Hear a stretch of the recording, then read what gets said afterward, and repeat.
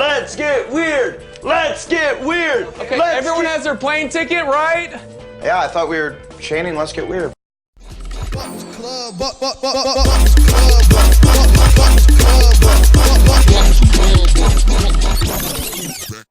I'm Alexis Jackson. And I'm Emily Boorom. And welcome to Let's Get Weird News. A crazy Jessie J stalker fan goes to the extreme. After Jessie J broke her foot, the fan broke her own foot so that she could look just like her. A source says that the fan tracked down Jessie's private details and sent her multiple pictures of her broken leg. The same source says that this incident was way too much for Jessie J, and she ended up getting really upset and really emotional and sad. Jessie J said that she was sad to see a fan hurt herself to look like her, but she was also scared for her own safety. This, in my opinion, is going really way too far. Why would you cause yourself pain just to be like somebody else? I mean, if I were Jessie J, I'd definitely be scared too. Only somebody crazy would actually bring themselves to break their own leg just to be or look like somebody else. How do you even bring yourself to do something like this? How can you, intentionally hurt yourself? I mean, I, for one, have a very low pain tolerance, so this teen definitely has something wrong with her. I mean, what was she trying to accomplish? I mean, did she think that Jessie J would appreciate it or like her for it? I wouldn't say that Jessie J appreciated it, but I would definitely say that she acknowledged it and her feelings for it were nothing but negative. Great job, you crazy fan. You not only have a broken leg now, but you've also frightened Jessie J. Poor Jessie.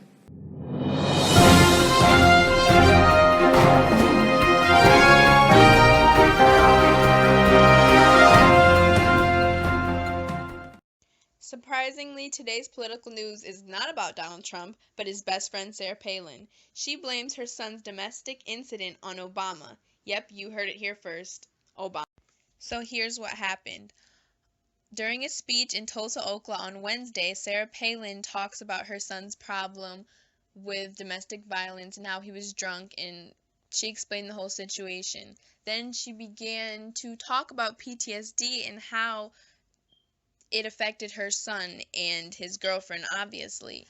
She then goes in to President Obama, saying that it's his fault that PTSD has become such a problem in America, even though President Bush was in office while her son was in Iraq, and he turned down many deals to benefit veteran health care. She then goes in to talk about how President Obama doesn't understand what the veterans go through, which is true, but he's not saying that he does. Has any president really understood what a veteran goes through? She says that problems like PTSD start at the top and work their way down. Many veterans argue that this is what comes along with war, and going into war, many veterans should prepare for this as well as their family. Palin also served some low blows when saying that we should have a president that treats veterans with more honors than illegal immigrants. Yeah, now we know why she's on Trump's side. Anyways, a lot of people aren't buying her argument, especially because Obama was nowhere in sight while her son was in Afghanistan, and by the time he was in office, everything was over with, and her son was already at home, and whatever PTSD he had was already set in. And it's funny how Sarah Palin doesn't want to address this problem until it comes back home to her, like many problems. Many veterans are also upset that she's perpetuating the stereotype of the old, dangerous veteran. Many people agree that PTSD is a problem in America, but it has not just started as soon as Obama became president. But the majority of America isn't taking this very seriously. Keep in mind that she's the same woman who supported Trump with this speech. Right-wing and bitter clinging, proud clingers of our guns, our God, and our religions and our Constitution tell us that we're not red enough. Yeah, coming from the establishment, right. And if you think that's not hilarious, then you should hear this. Are you ready to make America great again? Allah Akbar calling jihad, Allah Akbar calling jihad. Right-wing and bitter clinging, right-wing and bitter clinging, proud clingers of our guns. Right-wing and bitter clinging. We love our president, Barack Obama. Can I get a hallelujah? Just chill. And Right-wing and bitter clinging, right-wing and bitter clinging, right-wing and bitter clinging, proud clingers of our guns, our God, and our religions and our Constitution, no more pussyfooting around. Anyways, that's all in today's political news. To keep tabs on Trump and Sarah Palin, go to usatoday.com. They always keep good tabs on all things weird, all things political, and yeah, I'll keep you posted. Since the VMAs, where Miley Cyrus was the host of the TV show, she has been the most talked about. And when I say her, I don't really mean her herself. I mean the many absurd and crazy outfits she wore on stage that night. If you don't know what I'm talking about, then you must be living under a rock.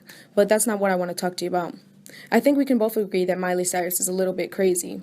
But I don't think she's the only crazy one. Liam Hemsworth actually got back together with Miley, and not only that, but they're actually engaged. A source close to the singer told People magazine, "It might seem sudden, but they have been close for the past month." I don't understand this. Miley pushed Liam away in the first place, and now they're back together. Not only that, but they're planning the wedding right now. This is crazy. They stopped talking for almost a year, and almost all of a sudden, they're engaged. Liam definitely has a crazy journey ahead of him. In all seriousness, though, I'm really happy for the couple. They're very cute together, and good luck to them. Hopefully this time they last. Today, a man in the UK was arrested for having sex with a slide, and most of the sexually deviant stories that I come across start with a man in the UK. Anyhow, he was arrested for having sex with a slide. I'm not really sure what that means, but park goers said that they witnessed a man who was not wearing pants pleasuring himself with the slide. And once he was arrested, he confessed that that's what he does. Like, he's attracted to playground equipment, and this is not his first slide offense. He has been caught fooling around, shall I say, with a slide before. And before I get into how I feel about it, I just try to think about all the kids that were at the park when this happened. I do feel bad for the man because, I feel like this is like a Romeo and Juliet situation, or like a British man and a tin slide situation. But we don't know what he's feeling. He could really be in love with this slide. But what I don't understand is why he can't do this in the privacy of his own home. Like, he could just get himself a Fisher Price slide, set it up in his house and do what he wants. But anyhow, this man was arrested for public indecency, and he didn't stay long, and he now is forced to go to sexual therapy and mental therapy. And what I mean by sexual therapy is not really therapy, more like sex offender therapy. Like, he needs help, not like he chose to go. It's like he has to go. It's a requirement. Like, he has problems and we're trying to figure that out. That's what I mean by sexual therapy. And he has a rehabilitation requirement. This man's 46 years old, and this happened at Stroke Green Park, and he is now banned from all children's parks that have slides, particularly tin slides, because this did happen on a tin slide. But what I'm saying is he should just be banned from all parks, because today it's the slides, next week it's the swings, and before you know, your kid's flipping off the monkey bars. And I'm sure this was a very awkward arrest, because the people who witnessed him didn't stop him. They just called the police, and then he was still in the act while the police showed, when the police showed up, he was still doing this. So I'm not sure how they arrested him. They arrested him, but I don't know. Let's just take a moment to thank all the police officers who have to do stuff like that. I don't know what this means for today's society, because everybody just wants to be so accepting, which is good, but sometimes it's over the top. So before you know it, it'll be on the news that we're all fighting for, people should be able to love whatever they want. This may include children's playground equipment, but we don't know. Soon, when you're filling out papers, you may see a box under sexual orientation that says playground equipment. We never know nowadays. Well, that was our show for today. I hope you enjoyed. If you want to hear any more Let's Get Weird, just listen out for next week's episode. What?